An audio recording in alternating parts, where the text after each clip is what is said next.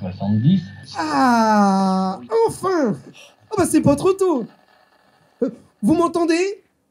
Oh, les enfants! Est-ce que vous m'entendez? Je m'appelle David Margerie, moi je suis enseignant et à côté je prépare aussi des spectacles. Je suis passé par la case théâtre, par la case musique, je continue toujours à faire de la musique. Et puis m'est venue l'idée de préparer un spectacle jeune public en associant et la musique et puis un peu le théâtre, quoi. À toi qui lis ce message, ceci est la clé qui te permettra d'entrer dans un monde incroyable où les ombres communiquent avec la lumière. 1, 2, 3, pataparouf! Alors le mot pataparouf, il sort de nulle part, il sort de mon imagination, ça veut rien dire du tout, il n'y a pas une référence particulière, non, je voulais que ça soit un truc qui soit un peu loufoque, et pataparouf, je trouvais que ça sonnait loufoque.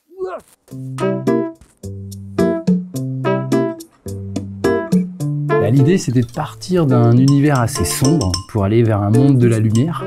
Vraiment, c'était le fil conducteur du spectacle.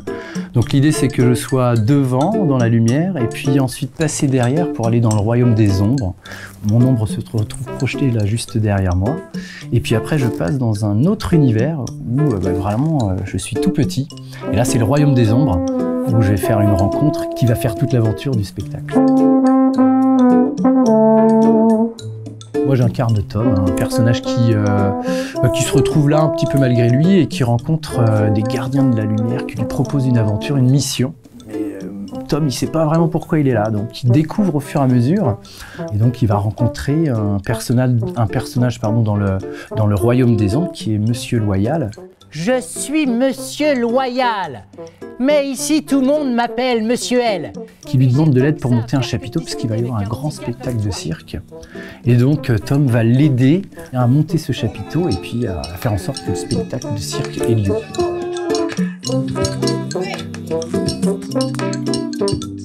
Alors il est aidé aussi d'un personnage un peu étrange qui est une boule blanche qui l'accompagne aussi et qui lui donne des conseils.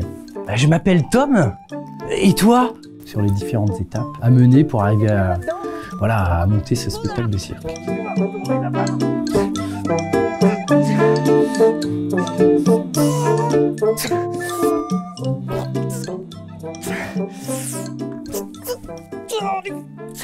Étant donné que c'est pour du jeune public, moi je voulais impérativement qu'il y ait de la participation de la part du public, qui puisse m'aider à trouver des objets, m'aider à crier des mots très forts et qui soit vraiment présent et qui fasse partie de l'aventure avec moi. Donc j'ai vraiment mis une importance assez grande pour qu'il puisse m'aider, participer et interagir avec moi. Oh, je pense qu'avec ça devrait aller.